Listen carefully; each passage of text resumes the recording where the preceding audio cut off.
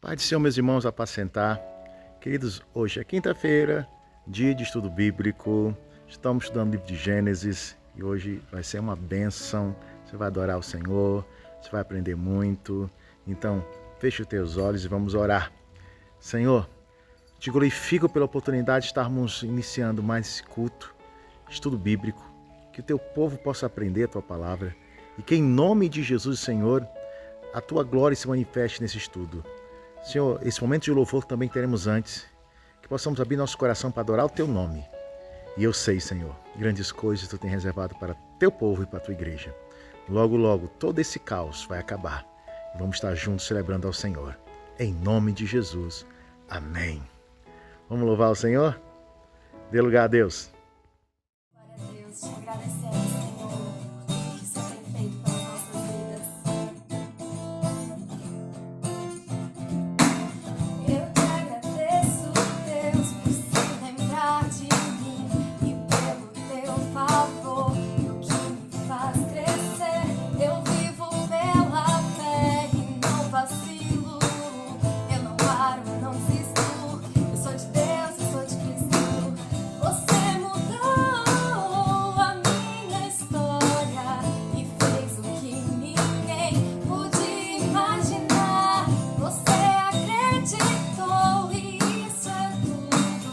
Só vivo pra você. Não sou do mundo, não. A honra, a glória, a força e o louvor a Deus e o levantar das minhas mãos é pra dizer que te pertenço,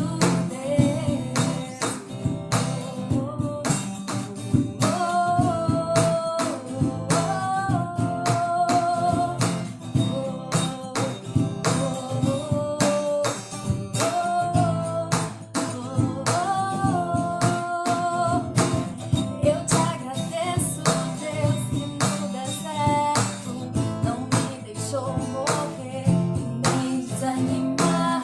E como aquela mãe que não desiste, você não se esqueceu, você insiste.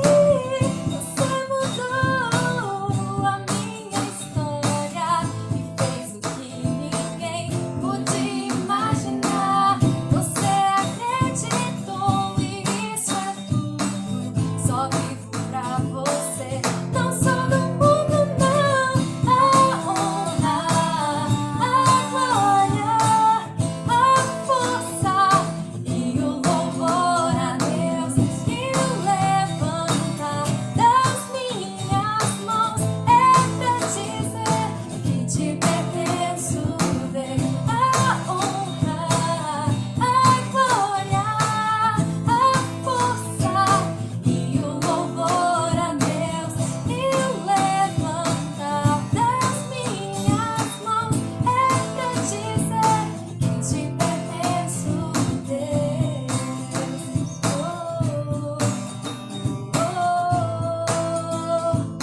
Que te pertenço, Deus.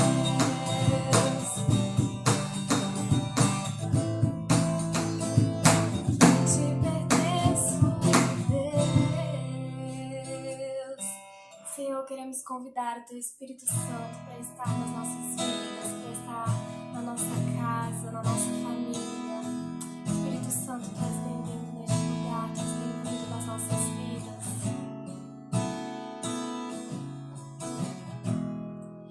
Não há nada igual, não há nada melhor a que se comparar, a esperança viva. Tua presença, Senhor.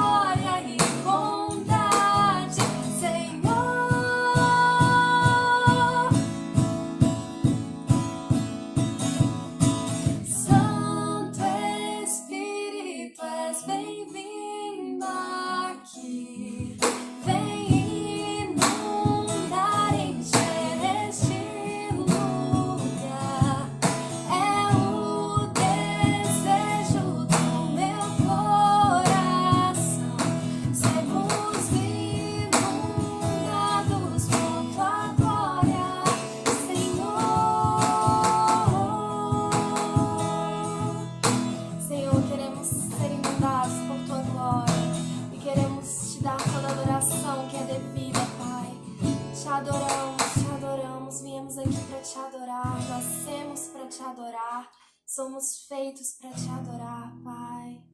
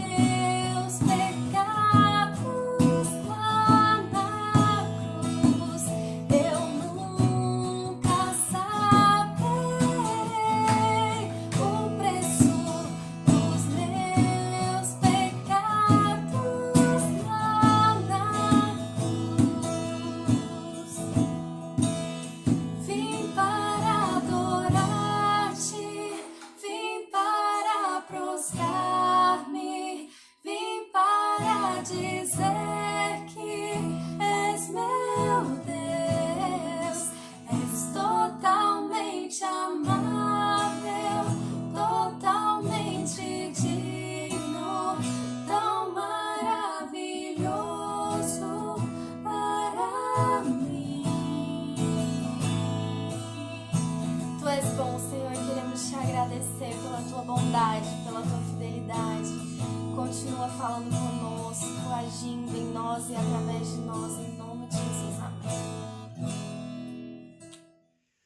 Paz do Senhor, meus amados, estamos de volta para o nosso estudo bíblico, né, em que estamos tratando de Gênesis, do livro de Gênesis. Vimos até o capítulo 6, hoje passamos ao capítulo 7 seguintes do livro, né? Mas antes disso, vamos orar sempre, né? Senhor, obrigado, Pai. Obrigado por estar conosco, Pai. Obrigado por nos ensinar. Obrigado por nos dar inteligência e sabedoria, Pai. Aumenta, Pai, nossa sabedoria, aumenta nossa inteligência, mas principalmente aumenta a nossa fé, para que possamos compreender o que o Senhor quer para nós, Pai. Perdoa-nos, Pai, pelos nossos pecados, pelos nossos erros. Esteja conosco, Pai, neste estudo e sempre, Pai, em nome de Jesus. Amém. Bom, hoje vamos começar aqui com Gênesis 7, só lembrando o que a gente já viu, né? A gente já está vendo desde Gênesis 1, então a gente viu a criação, nós vimos um Deus criador, Deus ativo, né? Não é estátua, não é pedaço de pau, mas sim um Deus que cria, um Deus que faz, né? E Deus estava com o homem sempre, ele cria o homem, cria a mulher, eles andam juntos. Infelizmente o pecado entra na humanidade, né? Temos então a queda, depois disso temos o início da reprodução humana, né? Da população com Caim e Abel, o agravamento do pecado com a morte de Abel, né? Pelo assassinato por Caim. Tivemos aí então a questão da oferta agradável e tudo depois da revolta de Caim, infelizmente, foi por conta da oferta dele que não foi agradável a Deus, né? E temos também em seguida o aumento da população humana, cada um vai para o seu canto, né? E aí a população se mistura, os da linhagem boa se misturam com a linhagem ruim, temos a miscigenação inadequada, temos a decadência humana muito grande, e aí aparece Noé, né, na história bíblica. Noé acha graça aos olhos de Deus, né, e Deus orienta Noé a fazer a arca e como fazer. A gente viu isso no capítulo 6 de Gênesis. E ao final do capítulo a gente vê talvez a frase mais importante, o texto mais importante, que é: Noé fez conforme Deus ordenou, mostrando que Noé era submisso a Deus e por isso ele achou graça aos olhos de Deus, né? Vamos ler um pouquinho do capítulo 7 aqui, uma parte, para a gente começar a discutir sobre o que trata o texto bíblico. Então diz assim, Gênesis 7, começando pelo versículo 1. Disse o Senhor a Noé: entra na arca, tu e toda a tua casa, porque reconheço que tens sido justo diante de mim no meio desta geração. De todo animal limpo levarás contigo 7 pares, o macho e sua fêmea, mas dos animais imundos 1 par, o macho e sua fêmea. Também das aves dos céus 7 pares, macho e fêmea, para se conservar a semente sobre a face da terra. Porque daqui a 7 dias farei chover sobre a terra durante 40 dias e 40 noites, e da superfície da terra exterminarei todos os seres que fiz. E tudo fez Noé segundo o Senhor lhe ordenara. Tinha Noé 600 anos de idade quando as águas do dilúvio inundaram a terra. Por causa das águas do dilúvio, entrou Noé na arca, ele com seus filhos, sua mulher e as mulheres de seus filhos. Dos animais limpos e dos animais imundos e das aves e de todo réptil sobre a terra, entraram para Noé na arca, de 2 em 2, macho e fêmea, como Deus lhe ordenara. E aconteceu que, depois de 7 dias, vieram sobre a terra as águas do dilúvio. No ano 600 da vida de Noé, aos 17 dias do 2º mês, nesse dia romperam-se todas as fontes do grande abismo e as comportas do céu se abriram. E houve copiosa chuva sobre a terra durante 40 dias e 40 noites.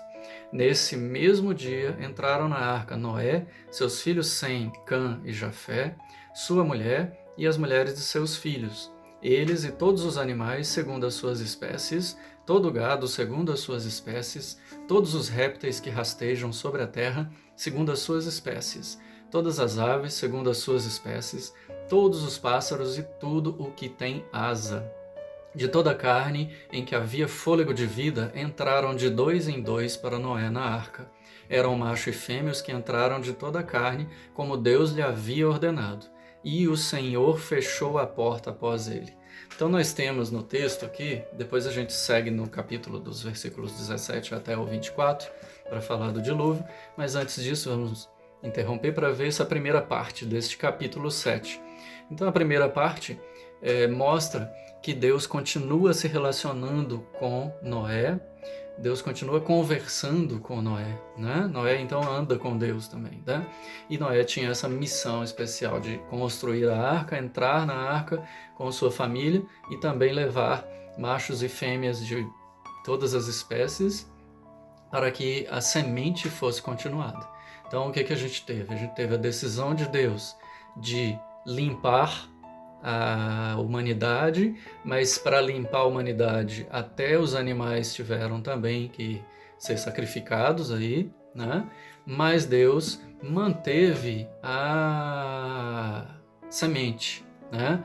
E por isso o texto faz esse reforço aqui a cada momento de macho e fêmea sendo levado até a arca. Além dele falar de Noé e filhos com as esposas respectivas, né? Ou seja, apesar de Deus ter exterminado aqui os seres viventes via dilúvio, o que nós temos é que manteve-se macho e fêmea, homem e mulher, para que a semente continuasse. E por isso nós estamos aqui, inclusive. Deus avisa mais uma vez a Noé tudo o que vai acontecer. Ele avisa até o dia, né? Então, quando Noé faz seus 600 anos lá de idade, Deus avisa que vai ter o dilúvio dentro de 7 dias. E a gente vê números aqui significativos, 7, 40, né? Números que o texto bíblico traz sempre, né? 40 anos, 40 dias aqui, um número importante, 7 é o número da perfeição, né? E estamos até no capítulo 7. Bom, então, Deus dá o comando, Noé tem que entrar na arca, né? E por que ele permite isso? Ele explica no versículo 1, porque reconheço que tem sido justo diante de mim no meio desta geração. Ou seja, eu tenho uma geração perversa, mas Noé tem sido justo no meio dessa geração perversa. E aí Deus faz a orientação do que ele tinha que fazer, e aí nós temos algumas questões, algumas coisas que não são esclarecidas de forma explícita no texto bíblico. Uma delas é a distinção de animal limpo e animal imundo, né? Surge aqui, então, essa distinção no texto bíblico, mas fica claro que Noé já conhecia essa distinção dos animais limpos e animais impuros, sendo que dos animais limpos Deus orienta a entrarem 7 pares, 7 casais, diferentemente do animal impuro ou imundo, um par apenas, né? E qual que é a ideia aqui? Nós vamos ver que o tempo de entrada na arca até a saída da arca dá 1 ano, dá cerca de 1 ano aqui. Então Noé iria ficar com sua família por 1 ano dentro da arca, com os animais. Por que precisávamos então, Noé precisava ter levado 7 casais dos animais puros? Certamente havia a necessidade, de procriação dos animais, até para que eles fossem geradores de alimento mesmo para Noé, né? De alguma forma, né? Mas principalmente para o eventual sacrifício, né? Lembrando que até aqui Noé não estava autorizado, ou a raça humana não estava autorizada ainda a se alimentar de animais, né? De carne. Tá? Isso só virá na saída do dilúvio, com a nova aliança de Deus, no capítulo 9. Tá? Mas necessário era, então, Deus fez isso, essa segregação de animais puros, limpos e imundos, né? E explicitou a condição que Noé tinha que seguir para gerar aí para cumprir aí a ordem de Deus, né? Bom, o que nós temos mais aqui? Então, Deus anuncia que daí a 7 dias ele iria determinar aí a natureza, que viesse então o dilúvio, as chuvas, tá? Ele fala no versículo 4, porque daqui a 7 dias farei chover sobre a terra durante 40 dias e 40 noites, e da superfície da terra exterminarei todos os seres que fiz. Né? Então essa chuva começa, 40 dias e 40 noites. Você pode pensar assim, 40 dias chovendo não vai dar necessariamente aí uma inundação suficiente. Mas é só a gente prestar atenção, quando chove verdadeiramente forte, em um dia, quantas inundações a gente vê, né? De surpresa. Quando chove na cabeceira de um rio, por exemplo, quando ele transborda mais à frente, né? E aqui são 40 dias de chuvas. Além disso, ele fala em em águas saindo, né? Lá no versículo 11, ele fala: nesse dia romperam-se todas as fontes do grande abismo e as comportas dos céus se abriram e houve copiosa chuva sobre a terra durante 40 dias e 40 noites. Parece aqui que não só do céu veio a água, mas também da própria terra, quando ele fala do abismo, mostrando aqui uma possível sequência de maremotos. Quem lembra dos maremotos que nós tivemos aí, que geraram tsunamis, viram um maremoto gerando todo aquele desespero e toda aquela água indo, né? Então, isso mostra que é possível, sim, termos então essa inundação tão grande como é a que a Bíblia nos relata, né?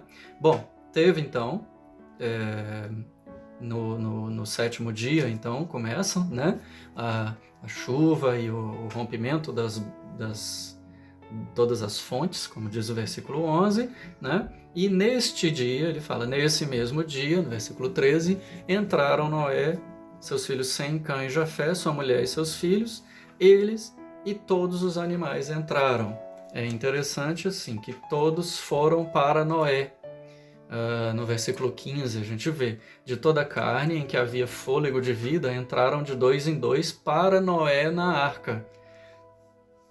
Não foi Noé que laçou de 2 em 2 aí e saiu arrastando, fica claro isso aqui, mostrando claro que houve uma providência divina para a entrada dos animais. Não teria como os animais voluntariamente irem de 2 em 2 sem brigar uns com os outros, né? Ou seja, teve uma providência divina com relação aos animais aqui para que eles fossem para a arca, entrassem na arca de 2 em 2 e tudo tivesse ordem, né? E tudo em segurança, tá? Bom, o que nós temos aqui também? Todos entraram, os pares, né? E aí no versículo 16 fala assim, eram macho e fêmea os que entraram de toda a carne, como Deus lhe havia ordenado. E aí vem o final. E o Senhor fechou a porta após ele. Veja que interessante, né? Não foi Noé que fechou a porta. Foi Deus mesmo que fechou a porta da arca. Deus mandou fazer a porta e Deus foi e fechou a porta da arca. Isso mostra que Deus está cuidando de nós. Mostra o cuidado de Deus para conosco, sempre, para os seus, né? Então Deus cuidadosamente protege a criação, fechando a porta da arca, né? E mantendo em segurança, então, os animais e os justos. Tá? O que a gente tem que entender aqui deste texto? E vai mais para frente. O texto, ele mostra um modelo aqui de salvação, né? Um modelo de fim dos tempos e novo e renovo dos tempos, né? Além da gente já ter visto que, conforme Pedro fala, o dilúvio é um modelo de batismo, né? Mas o modelo aqui do dilúvio também mostra a salvação em si, em que Deus cuida, em que há uma porta aberta para os justos entrarem e que em um momento Deus fecha a porta, tá? E aí quando ele fecha, nós não temos mais como ver quem entra, né? Ou melhor, não tem mais ninguém para entrar. Esses vão ficar de fora e vão ter problemas, tá? Bom, quanto a isso também, com relação a essa porta fechada e aberta, é bem interessante a gente ver o que Jesus falou do dilúvio lá em Lucas 17, versículo 26 e 27, tá? E aí Jesus então atesta a existência do dilúvio, né? Ou seja, se Jesus falou, é verdade, teve o dilúvio verdadeiramente. Ou, se eu não acreditar que teve o dilúvio, eu estou falando que Jesus mentiu. E isso é impossível, né? Lucas 17, 26 fala assim, ó, assim como foi nos dias de Noé, será também nos dias do Filho do Homem. Comiam, bebiam, casavam e davam-se em casamento até ao dia em que Noé entrou na arca e veio o dilúvio e destruiu a todos. Veja que Jesus mostrou aqui que o dilúvio é um modelo, sim, de salvação, né? Em que a porta se fecha e os que estavam do lado de fora nem se aperceberam do que estava acontecendo, porque eles comiam e bebiam, casavam, davam-se em casamento, era como se tudo fosse normal, tá? As coisas ruins estavam se tornando normais e veio o dilúvio e dizimou os ímpios. Né? Muitos provavelmente falaram assim: Senhor, Senhor, abre a porta, porque fiz coisas em seu nome, etc. Né? E aí Deus vai dizer o quê? Não vos conheço. Tá? Isso é muito grave, mas o modelo está aqui, já evidenciado no texto bíblico. Tá? Vamos terminar aqui o capítulo, né? A partir do 17, do versículo 17, diz assim, então, Gênesis 7, 17. Durou o dilúvio 40 dias sobre a terra. Cresceram as águas e levantaram a arca de sobre a terra. Predominaram as águas e cresceram sobremodo na terra. A arca, porém, vogava sobre as águas. Prevaleceram as águas excessivamente sobre a terra e cobriram todos os altos montes que havia debaixo do céu. 15 côvados acima deles prevaleceram as águas, e os montes foram cobertos. Pereceu toda a carne que se movia sobre a terra, tanto de ave como de animais domésticos e animais selváticos, e de todos os enxames de criaturas que povoam a terra, e todo o homem. Tudo o que tinha fôlego de vida em suas narinas, tudo o que havia em terra seca, morreu. Assim, foram exterminados todos os seres que havia sobre a face da terra. O homem e o animal, os répteis e as aves dos céus foram extintos da terra. Ficou somente Noé e os que com ele estavam na arca.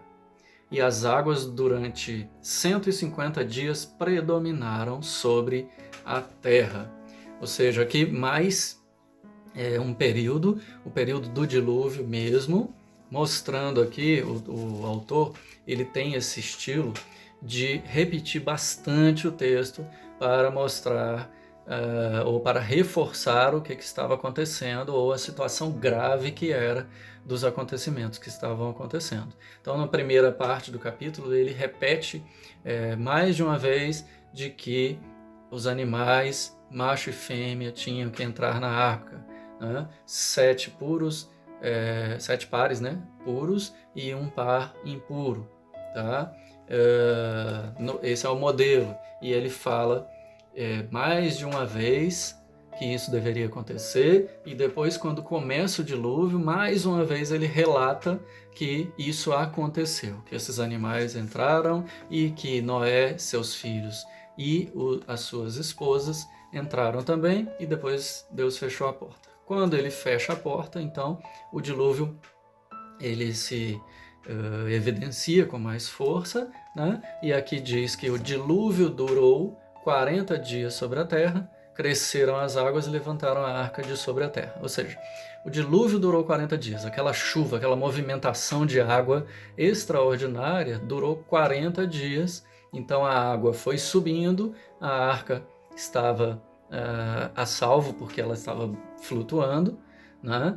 E esses 40 dias, por óbvio, são suficientes para, e aí a gente vai ver que na verdade não são só 40, mas vem mais os 150 lá do final, mas é óbvio que eles são suficientes para que um animal, por exemplo, que voa, não tivesse como sobreviver, porque ele não teria onde pousar, né?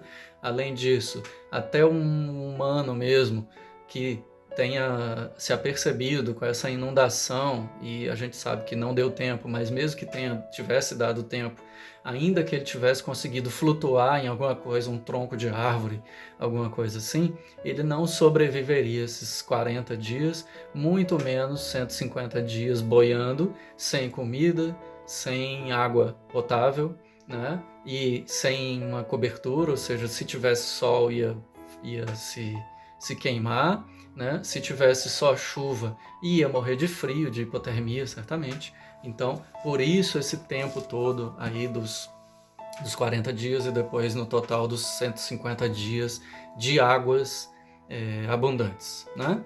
E aí o texto ele traz a explicação de como foi mesmo. As águas prevaleceram excessivamente sobre a terra e cobriram todos os altos montes que havia debaixo do céu.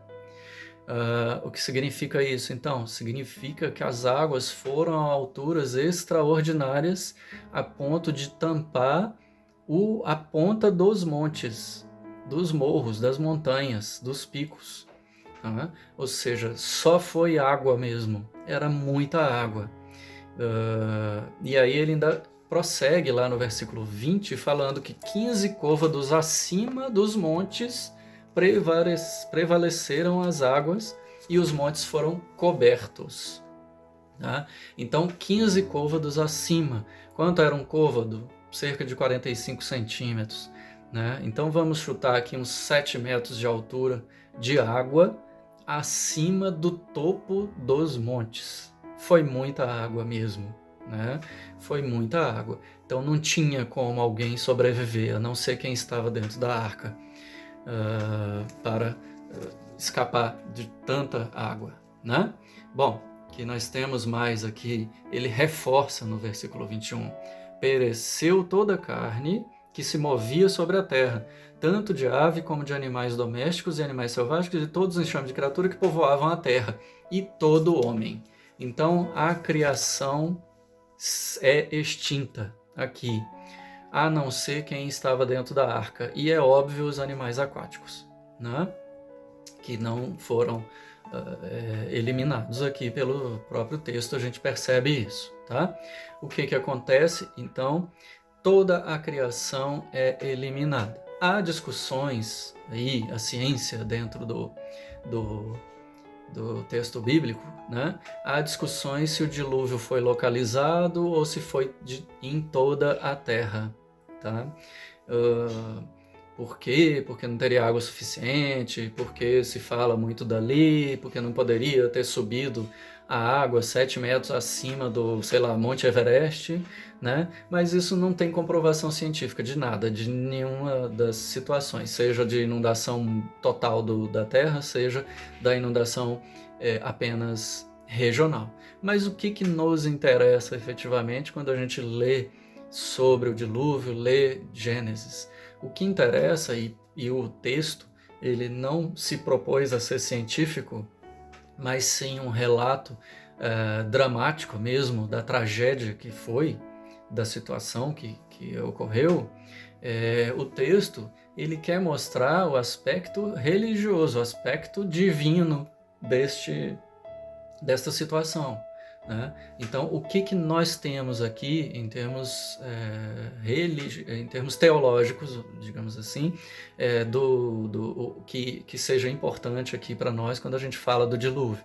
Primeiro, a gente vê o Deus soberano, Deus soberano exercendo a sua soberania, conduzindo tanto os humanos quanto o restante da criação, e especialmente o restante da criação, que segue a ordem de Deus, mas também a gente tem a existência de homem justo, que é Noé, e que este homem justo, felizmente, ele é salvo. Então o modelo de salvação se é justo, é salvo, se não é, fica de fora. Nós temos o que mais aqui? O modelo da porta. A porta está aberta, mas quando vem o dia do Senhor, a porta se fecha e só os justos entram na arca, neste modelo aí de salvação que é colocado.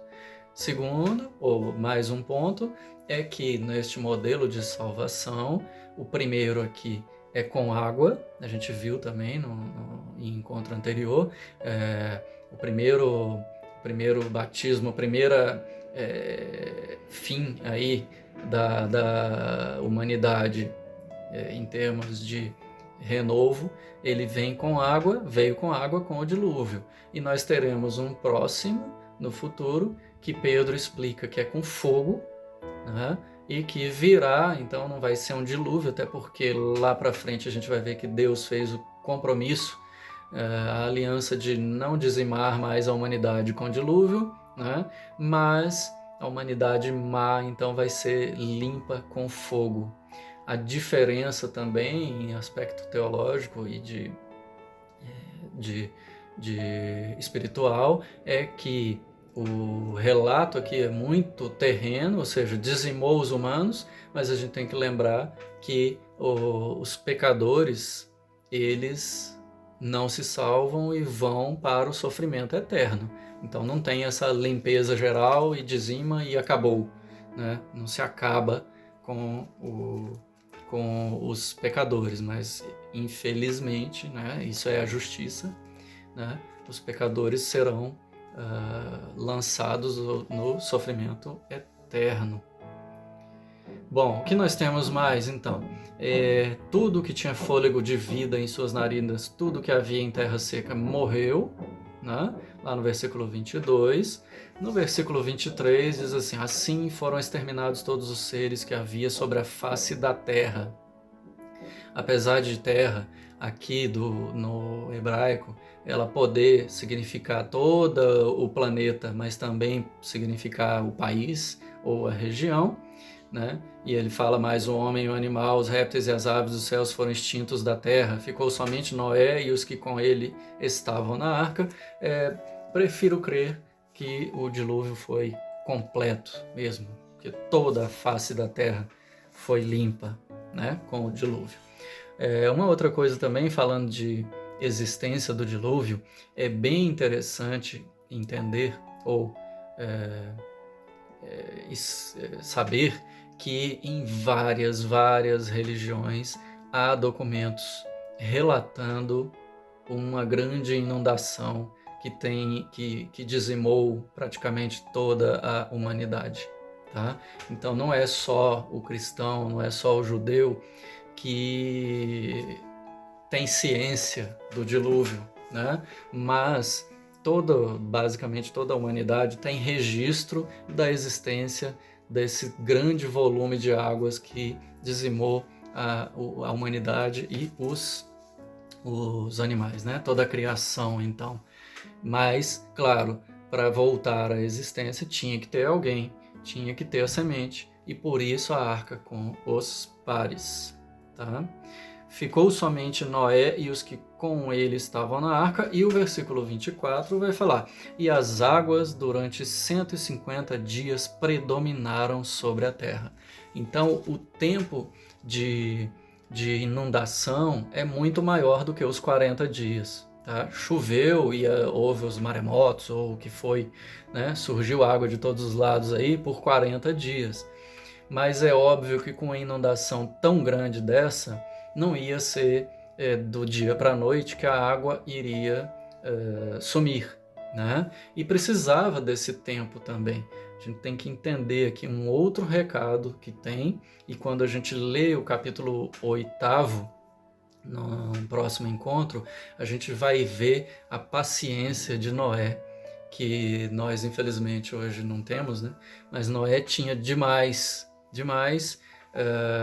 e a submissão a Deus, porque ele testa, espera dias e dias, testa de novo, espera dias, e aí, enfim, ele tem ciência de que dá para descer da arca, dá para sair, mas o que ele acontece? Ele espera Deus mandar sair.